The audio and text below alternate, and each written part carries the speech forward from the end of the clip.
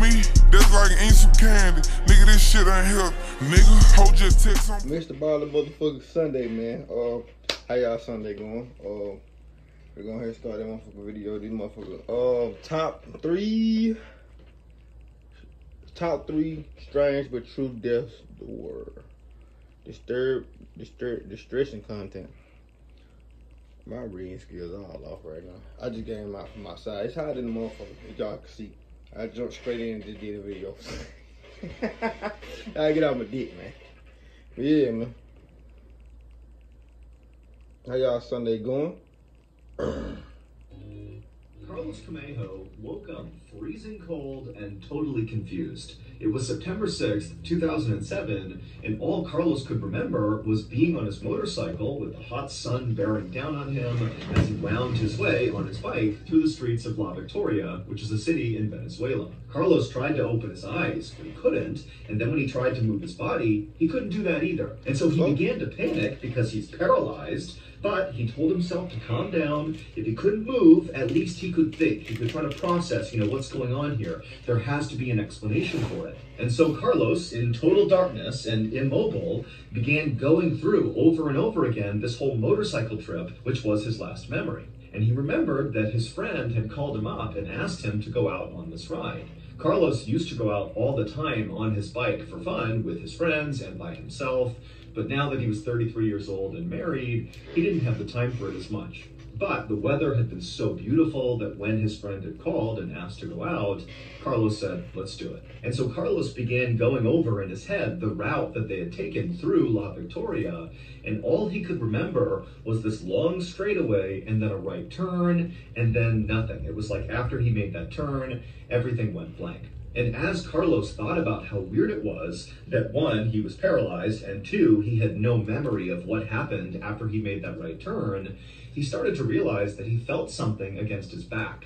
It was like there was a block underneath his back, kind of right between the shoulder blades, propping his chest up, and he felt his arms kind of dangling down by the side. It was very uncomfortable. And as he laid in this totally awkward position, he began to hear somewhere out in the ether unfamiliar voices just kind of chatting, and immediately Carlos is like, okay, someone's here to help me. I don't know what's wrong with me, but somebody's here, I'm gonna be okay. And soon, whoever was talking near Carlos had moved closer to him, and actually Carlos began to realize that it was actually more than one person. It was at least two people talking back and forth, but again, Carlos can't open his eyes, he can't move, he can't communicate with these people, he just knows they've come closer to him. And after these people had moved right up against Carlos suddenly felt something metal pressing up against his chin. And it was kind of sharp and it kind of hurt when it touched his chin. And Carlos wanted to scream out and tell them whatever they were doing to stop and at least tell him what was going on, but Carlos couldn't make a sound. And then Carlos began to hear this kind of mechanical whirring sound, like a machine starting up that was very close to where he was.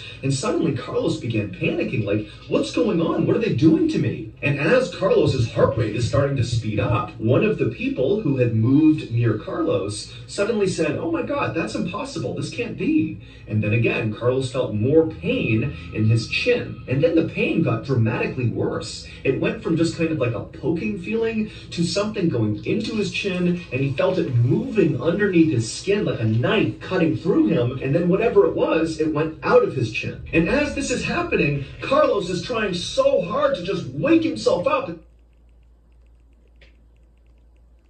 Imagine you can't do nothing. You can't do nothing. Do something to tell these people to stop, but he just couldn't do it. And then again, he felt that sharp pain in his chin. Another round of something going into him, moving underneath his skin and then poking out again. And the pain became so blinding that suddenly Carlos was able to kind of break through this paralysis and his eyes shot open. And for a second, all Carlos could see was like blinding lights. But then as things came into focus, he saw there were two people, the people who had been speaking, wearing these huge goggles and face masks, and one of them was holding a big needle with black thread attached to it, and that thread was coming from Carlos's chin. They had been running that needle through his face, stitching his chin for some reason, but with no anesthetic. And so as Carlos is staring up at these people in goggles, the people in goggles are looking down at Carlos, and they're totally horrified, and they just kind of begin backing up, not really sure what to make of this.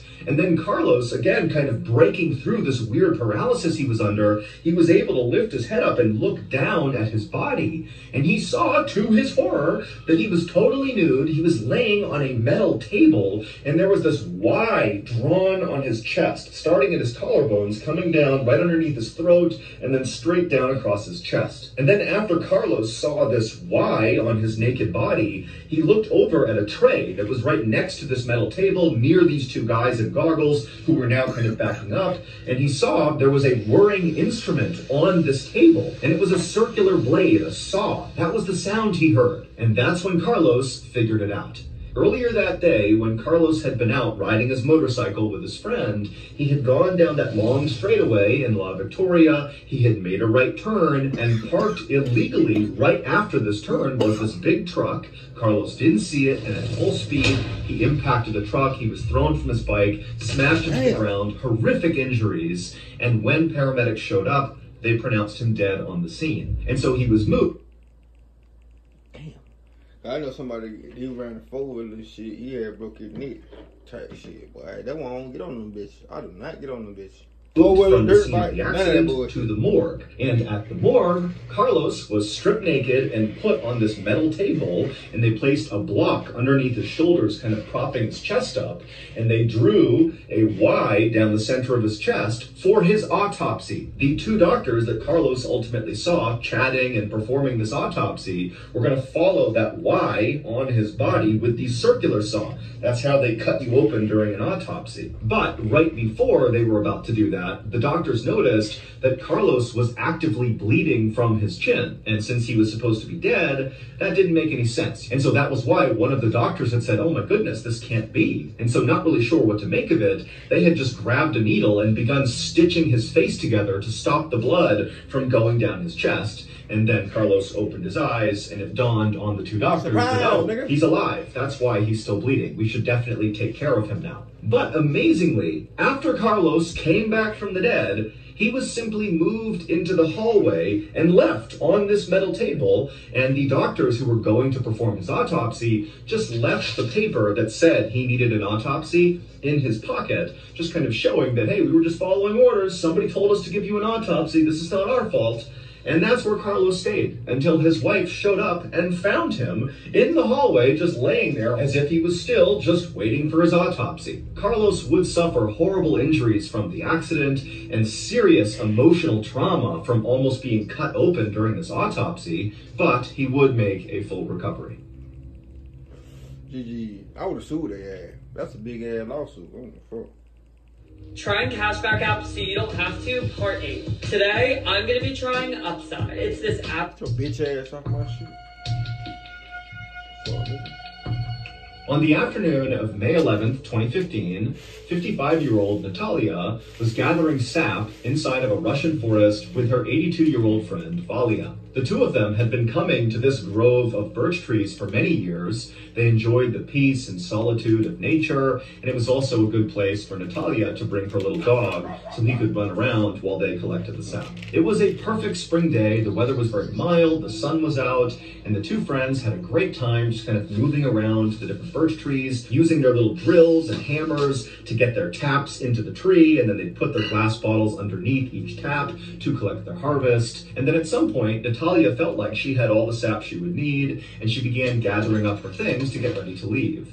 And as she did that, she looked over at Valia, and she had found this really big birch tree, and she had sat down underneath it and was working hard to set her tap. And so as Natalia registered that Valia was over here, kind of doing one more tree before they left, she began looking around for her dog. And she found her dog, and he wasn't too far away from Valia, and he was just kind of moseying around one of the trees, when suddenly Natalia noticed the dog came to a hard stop, and it turned and looked deeper into the forest, like it had clearly registered something that had put it on alert that was out of view. And so Natalia, her view was obscured from whatever the dog was looking at, and so she put down her equipment and kind of moved between the trees to see what her dog was looking at. And at some point, her view cleared, and she saw pretty far off in the forest was something huge, this dark thing kind of moving behind the trees. trees. And suddenly, it jumped out from behind the trees and ran towards the dog. It was a huge Russian brown bear.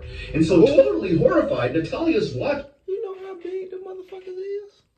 That's why I ain't going, man. Look here, man. Oh, shit. That's why you would never catch Tay Sosa in a motherfucking forest. I'm sorry. I ain't, man, look. You crazy, man, to run up on them. I seen it, matter of fact, I seen a video yesterday when they were like, it was a white man, goddamn, it was a bear trying to protect the dog. Motherfucker shot, they had a shotgun and shot the bear. That bitch was still coming. So you know what that tell me? Get his ass with straight bullets. This bear charged her dog. She looks over, she sees Valia, who's pretty hard of hearing, is sitting with her back to this bear and the dog, still just working on this tree. And Natalia's just frozen for a moment, having no idea what to do. And then instinct suddenly took over, and Natalia just turned and began running away, leaving Valia and leaving. And the thing about bears, the motherfuckers look slow, they big as fuck. But them bitches is fast. Them bitches is fat, boy. Look up a motherfucker bear running. Just go on YouTube, look up bear running. Bear running. You'll see. The dog. But after only running several paces, she stopped and turned around and saw the bear is still trying to attack the dog, but the dog is standing its ground and barking at the bear, which is kind of causing it to back up and be a little unsure. That dog would have been one dead motherfucker. Dog is so much smaller, and still Valia is not reacting at all. She has not heard the bear, the dog, nothing. And Natalia, she's looking back, knowing that she needs to do something. She can't just let her friend and her dog get killed. And so Natalia began walking slowly back in the direction of this bear, and she began screaming at Valia to get up and run with her. But the second Natalia began screaming, the bear went from looking at the dog to turning and looking at Natalia, and suddenly it was like the dog meant nothing. The bear had decided it was going to go after Natalia. And so Natalia, she's staring at this bear, realizing, oh my God, it's going to charge me. But before she could even turn to run, the bear had ran at full speed and jumped at her. Natalia turned and she tried to run,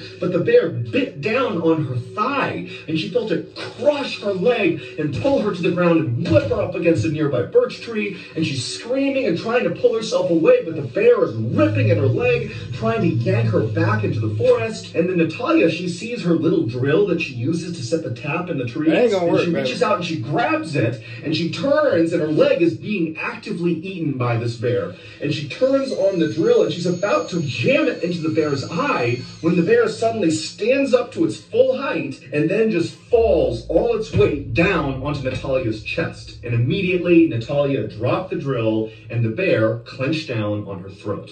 Now at this point, Valia, who again is hard of hearing, she didn't know what was going on, she turned around and saw this bear mauling her friend. And so what does she do? She runs over to this bear right behind it and begins pummeling this bear and screaming at it to get off her friend. And the bear, who barely registers Valia hitting it, it just lets go of Natalia for a second. It turns around, and you got to remember, this bear has been eating Natalia. Its face is covered in her blood. And it turns and looks at Valia. And Valia, she's terrified. She begins stumbling backwards. And the bear is clearly about to jump on Valia when Natalia... Ain't no what's the more fucked up thing, yeah. You can't even climb on no tree.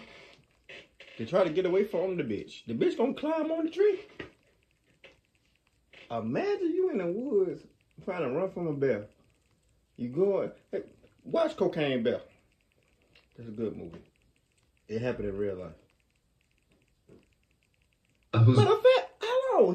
Mr. Ballin did or Cocaine Bear, but he did the read where he did what's your name. Then at the end, whatever, that when the movie was coming out type shit. But Mr. Ballin got a video of that too. I reacted to it. Make sure y'all go check that out. It's in my playlist.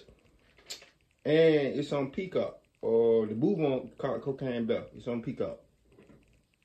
Barely alive, she sees this happening, and she just begins screaming at this bear while she's laying there bleeding out, trying to attract the bear to come back and keep eating her to spare Valia. and it works. The bear, hearing Natalia screaming behind it, forgets about Valia and turns back around and resumes eating Natalia. And then just seconds later, the bear actually lifted up Natalia by her neck and it ran off into the woods carrying her. And so Valia is just left watching this happen. She knows she's not going to be able to stop this bear. And so she just begins running back towards the car, which was not that far from where they were. And when she got out there, she grabbed her phone and she called the authorities. About an hour and a half later, hunters sent by the police, along with animal control, arrived at this parking lot and they found Valia, who was totally in shock. And she would tell the hunters and animal control where this birch tree grove was, where all this happened. And a moment later, the authorities headed into the woods. And after arriving at the birch tree grove,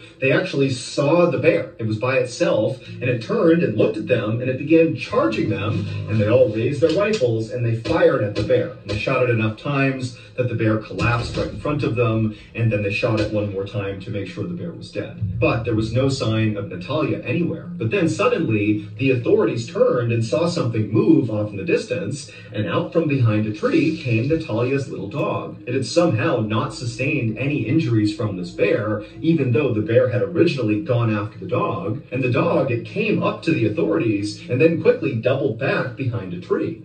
And so, kind of operating on instinct, the group followed the dog around the tree, and they saw the dog was closely guarding this kind of mound that was covered in sticks and leaves and dirt. And so one of the hunters walked over and looked down, and they realized there was a person underneath this mound. It was Natalia. They pulled off all of the dirt and the twigs, and they found her absolutely destroyed, mauled body. But Natalia was actually still alive. Damn. Brown bears are notorious for eating their prey while they are still alive. And in many cases, they will gravely wound their prey, but not let it die, because then the meat is fresher when they come back and eat it later. And so bears will wound their prey and then basically bury them, cover them up with sticks and dirt, kind of like putting it in the fridge, and then come back and eat them later on. And so Natalia was earmarked to be eaten later because she was still alive and buried. Natalia was rushed out of the forest to a nearby hospital, and she would stay there for several weeks because she had serious injuries from this bear. All over her body were these huge bite marks, and a lot of the flesh from her leg had been pulled off. But amazingly, she would recover, although the trauma of nearly being eaten by a bear has never left her. Oh, shit. Hell, I dream about some shit like that. Thank you to BetterHelp for sponsoring today's video. I grew up in a family where talking about became a much bigger issue. But fast forward to 2017, when I had just left the military, and eventually it turned into a full-blown thing else but lay on the couch. Nicole really had... Hold on. Hey, little bitch. What you doing?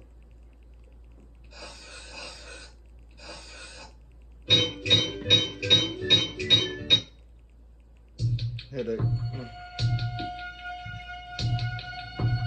On the afternoon of May 25th, 2017, 42-year-old Nicole Gordon was laying on her couch in her home in Atlanta, Georgia, with an ice pack on her head. She had a blinding headache, one of the worst headaches she had ever had, and she was just unable to do anything else but lay on the couch. Nicole really had no idea why she had this terrible headache. The only thing she could think of was 3 weeks earlier, she had been in a minor car accident, and one of her car windows had broken, and some of the glass had cut her face, but she didn't think that would be enough to lead to this absolutely horrific headache that had not gone away for 3 weeks. But Nicole was a very tough woman, and even though she had thought about going to the Bitch, my head hurt for 3 weeks. Bitch, I'm going to the hospital. After them 3 days, my God, my head still hurt. Yeah, fuck that. Hospital over these past 3 weeks to deal with whatever was causing this headache. She had told herself that, it's got to be something minor. I just need to kind of tough it out here. And what toughing it out looked like was laying on the couch all day long, only getting up to eat and go to the bathroom, not going to work, and just sitting in the darkness with this ice pack, just hoping for this headache to go away. And so as Nicole was just laying there, she heard her back door open up. It was her boyfriend, Durante, coming in with groceries. He came inside and he put the groceries away, and then he came into the living room where she was, and he asked how she was doing. And she told him that the headache had not gone away yet, and would he mind going into the kitchen and getting her some ibuprofen, which are pain meds, as well as some water. Gonna be on me in the comments. I already know. In the kitchen, he got what she needed. He brought it back. She said thank you. She took the ibuprofen, and then she went back to just being totally miserable. But just a second later, Nicole and Durante heard a knock at the front door, and Durante, he walked over and kind of casually looked through the blinds to see if he could see who was at the front door,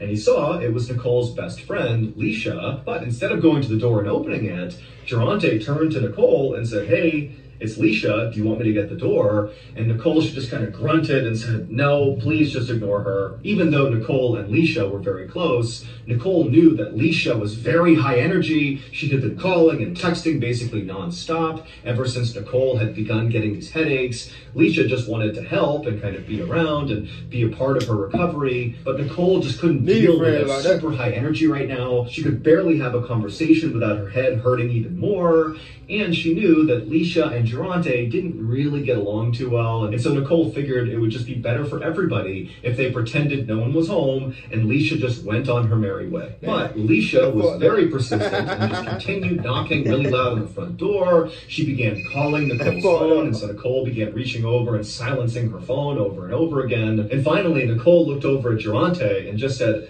"I don't need this. I'm going into my bedroom and I'm lying down." And so she grabbed her phone, she stood up off the couch, she could barely move, her head hurt so bad, and she walked, quietly past the front door, made her way into her bedroom, and she was about to lay down on the bed when she made the mistake of opening up her blinds just a little bit. Her room was on the front of the house as well, and she wanted to see if Leisha was still there, and when she opened those blinds, Leisha, who was outside, happened to be looking at Nicole's bedroom, and the two of them made eye contact. And Nicole's like, "Oh my God, she knows I'm here." And so Nicole, she just shuts the blinds, but now Leisha comes up to the window and she's yelling, "Nicole!" I hate when when you don't answer the door and a motherfucker still be standing there. Bitch, go home.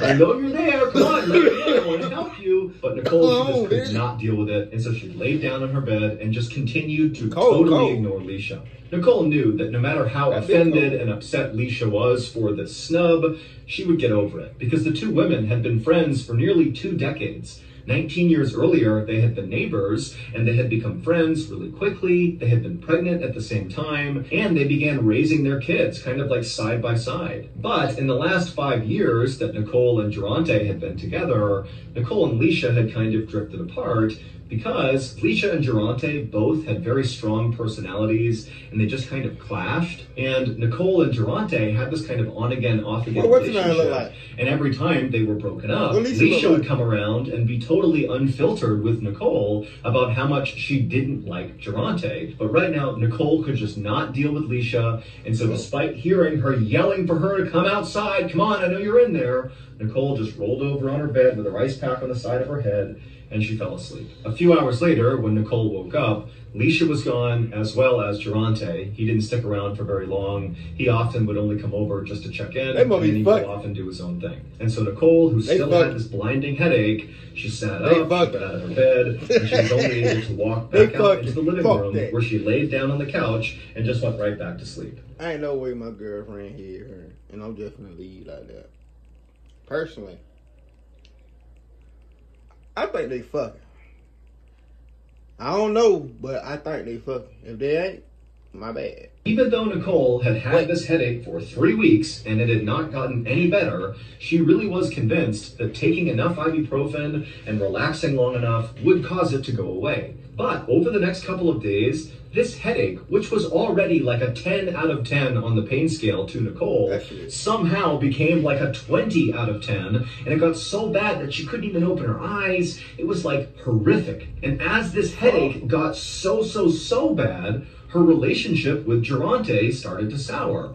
Geronte didn't really believe that Nicole was actually in the amount of pain that she was in, and he kind of began acting like she was just being lazy. And this really upset Nicole because that wasn't true at all. She was just in blinding pain and couldn't do anything. Finally, in late June, so 5 weeks after Nicole's headaches had begun, and at this point, her headache had still not gone away, she was laying on the couch, like always, with the lights off. She's got the ice pack on her head, and she's just trying to get through the day when she hears the back door open, and it's Geronte, and he comes in, he slams the back door, he doesn't even say hello, and he just storms into the living room and just looks down at her with a totally disapproving look. And Nicole, she kind of looked over at him, and when she saw that look on his face, she had just had it, and she said, you know what? We're done. And immediately Geronte got so mad, and he's like, how dare you? I've been taking care of you for the past 5 weeks, bringing you groceries, this and that. And Nicole, she had no energy to fight with him. Nigga, that's your job, bitch ass nigga. That's your bitch. You supposed to take care of your bitch, nigga. Come on, something I've been doing it. Yeah, I would have took it 2 weeks ahead. Her headache stopped her. Baby, I'm taking you to the hospital. Something wrong with you. We going. We ain't no tough it out. You going to the hospital. Let these folks see what hell wrong with you. That nigga weak. That's a weak ass nigga. I ain't gonna lie. Talking about that nigga say I've been getting the groceries and shit for you. Nigga, that's your job to do that for your bitch. Or somebody else will.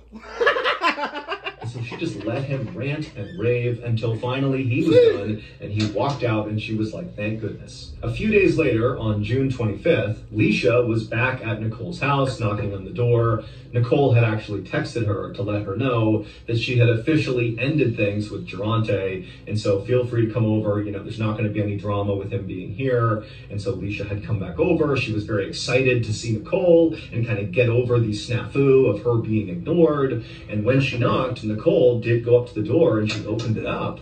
And Leisha, as soon as she saw Nicole, this is like the first time she's seen her since Nicole's headaches had really begun, she knew something was definitely wrong with Nicole. Her entire apartment is totally dark, all the windows are covered up, and Nicole is squinting out at Leisha, kind of beckoning her to come inside. And Leisha's like, oh my gosh, like how bad is this headache? And Nicole could barely make a sentence, and she just said, oh, it's so bad, it's so bad. And so Leisha came inside, and Nicole led her through the dark apartment to the kitchen and back. And Nicole, she sat down, and Leisha sat down opposite her. And Leisha began asking Nicole questions about her headache, about Geronte, just kind of about her life. And quickly, Leisha realized that Nicole really wasn't making any sense. Her answers, even to the simplest questions like, what did you eat today, were in fragments and didn't really make any sense. And finally, Leisha said to Nicole, hey, this can't be a normal headache. This is something serious. You need to go to the hospital. And at this point, even though Nicole had been trying so hard to just kind of white knuckle her way through whatever was going on in hopes it would go away, you know, she was starting to realize that there was something wrong here and she needed help from a doctor. And so Nicole agreed to go. And so Leisha would help Nicole up and kind of assist her out of the apartment and into Leisha's car, and Leisha would take her to the hospital. And when they got there, Leisha brought Nicole into the emergency room, and she explained to the nurses and doctors that Nicole had this terrible migraine. It started after she was in this minor car accident 5 weeks earlier. And so the doctors and nurses brought Nicole back to one of the rooms, and they began kind of treating her the way they would any other patient who had a serious headache. They asked her if she was hydrated, they asked what medication she was taking, they asked her what she was eating, how much sleep she was getting. They were just kind of going down the list of different things that could cause this headache, but nothing stood out as a red flag. Even the fact that she had been in this minor car accident and had some cuts on her face from the glass, that really wasn't enough for them to think, oh yeah, that would cause 5 weeks. Because glass from, if I ain't mistaken, glass from windows, they are meant not to hurt you, cut you. If I ain't tripping. of a persistent migraine-like headache. They even looked at the cuts on her face to see if maybe they were infected or something, but they weren't. Basically, they had no idea what was causing this. But the doctors and nurses were very concerned because persistent, extreme pain in your head could be signs of a stroke or an aneurysm or something, both of which can be fatal. So they put Nicole through a series of imaging scans to get a look inside of her head to try to figure out what was going on. And after they finished all these scans, Nicole was brought back to the hospital room and she laid down in the bed. And even though she felt terrible still because of this headache, she at least felt like, okay, finally, these people are going to figure out what's wrong with me. They're going to give me medication. This headache's going to go away and I can get back to my normal life. But only a few minutes later, as Nicole is laying there trying to get comfortable, the door to her room suddenly burst open and a swarm of people came into the room looking very concerned. And in the middle of all these people was a guy wearing a suit, and he walked up to Nicole and he said he was a police detective, and he held up one of her scans and he pointed at it. But to understand what he was pointing at on her scan, we need to go back and look at what really happened on the day that Nicole got into that minor car accident. We'll track the price of your flight so you can decide when to book.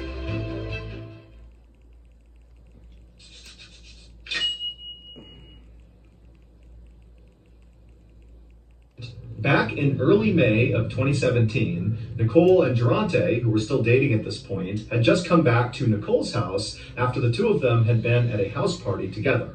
And Nicole was furious with Durante because at this house party, he had been openly flirting with another woman right in front of Nicole. And so Nicole, after going into her house, brought it up to Durante about how disrespectful that was. And Durante, instead of being apologetic or trying to defend himself or even lie about it, he actually just got really mad at Nicole and said, you know what, fine, I'm breaking up with you. And then he began going around her house, gathering up all of his things that he had left inside her house. And Nicole, truthfully, was so mad that she didn't really care that he was putting on this show of taking his stuff and leaving her. And so after a few minutes of Durante angrily grabbing his stuff from inside the house, he headed outside to Nicole's car where he had some more things inside of her car. And so he went in the passenger seat, and Nicole, she just reflexively got into the driver's seat of the car just to make sure that Durante didn't take anything inside of her car that he shouldn't, or mess with her car in some way to get revenge on her. And so she's sitting there, she's watching Durante right next to her,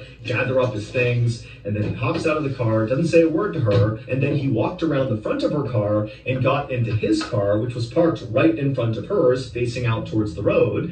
He climbed into the driver's seat, shut the door, and then he didn't move. And so Nicole, she's still sitting in her car, looking at Durante, hoping that he's just going to leave now, but he wasn't. And so suddenly feeling so frustrated and mad at him for everything, she turned on her car and drove forward, not fast or anything, and bumped intentionally into the back of Durante's car, and then she backed up to where she had been.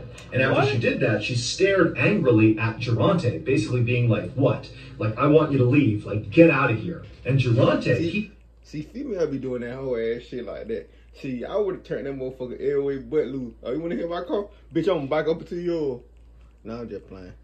Was furious, and so he threw his car in reverse and he really hit the gas and rammed into the front of Nicole's car. And in fact, he hit her car so hard that her car lurched backwards and smashed into her fence. Now, Nicole's memory only showed her this exchange. She remembered fighting with Durante, him getting his stuff, and then her bumping into him, and then him really hard smashing into her. And so when she thought about the minor accident she had gotten into, this was it. But what Nicole did not know as she was laying in the hospital bed, as this detective is holding up the scan and pointing at it, is there was actually a whole other series of events that played out after Durante backed into her.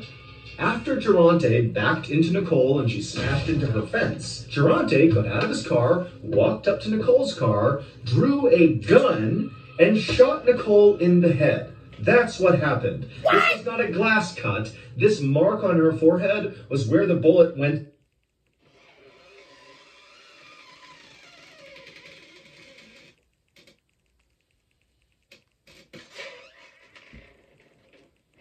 So she been thinking 5 weeks. Then I react to a story like that. Mr. Ball, it was another Mr. Baller story.